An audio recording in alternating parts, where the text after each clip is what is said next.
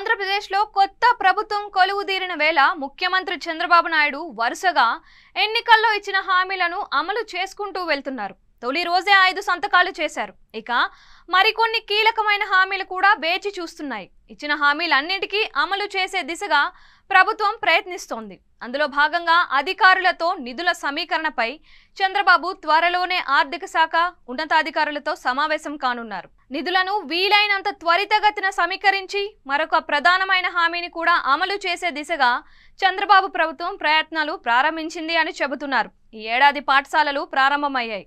13వ తేదీ నుంచి పాఠశాలలు ప్రారంభం కావడంతో ప్రభుత్వ పాఠశాలలో విద్యార్థుల సంఖ్య పెంచడానికి తల్లికి వందనం పథకాన్ని ప్రకటించారు. గత వైసీపీ ప్రభుత్వంలో అమ్మ ఒడి పథకం కింద తల్లి ఖాతాలోనే నిధులను జమ చేసేవారు. అయితే చంద్రబాబు నాయుడు తన ఎన్నికల ప్రచారంలో భాగంగా తల్లికి వందనం పేరిట ప్రతి విద్యార్థికి 15,000 రూపాయలు ఇస్తానని ప్రకటించారు.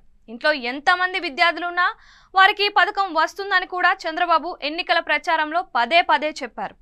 గత ప్రభుత్వం మాత్రం అమ్మఒడి ఇంటికి ఒక్కరికే ఈ పథకాన్ని అందించింది. దీంతో పాఠశాలలు ప్రారంభం కావడంతో తల్లికి వందనం కింద నిధులు జమ చేయాలని నిర్ణయించారు. ఇందుకోసం ప్రతి వాళ్ళు రేషన్ కార్డు లేదా ఆధార్ కార్డు ఉండాలని చెబుతున్నారు. ఎంతమంది పిల్లలున్నా అందరూ చదువుకుంటూ ఉండాల్సిందే. చదువుకునే ప్రతి విద్యార్థికి ఏడాదికి 15,000 రూపాయలు ఇస్తామని చెప్పడంతో ఇప్పుడు దీనిపై అధికారులు కసరత్తులు ప్రారంభించారు. హాజరు శాతం కూడా 75% పైనే ఉంటేనే గత ప్రభుత్వం అమ్మఒడి పథకం నిధులు విడుదల చేసేది. దాన్ని ఈ ప్రభుత్వం అలాగే కొనసాగించే వీలుంది. దీంతో పాటు పేద వర్గాలకు చెందిన వారే ఉండాలన్నది మరొక షరతు. కుటుంబంలో ప్రభుత్వ ఉద్యోగి ఉన్నా ఈ పథకం వర్తించదు అని అందుతున్న సమాచారం బట్టి తెలుస్తోంది. దీనికి సంబంధించిన విధి విధానాలను రూపొందించడంలో అధికారులు నిమగ్నమయ్యారు. మార్గదర్శకాలు త్వరలో అధికారికంగా ప్రభుత్వం విడుదల చేయనుంది.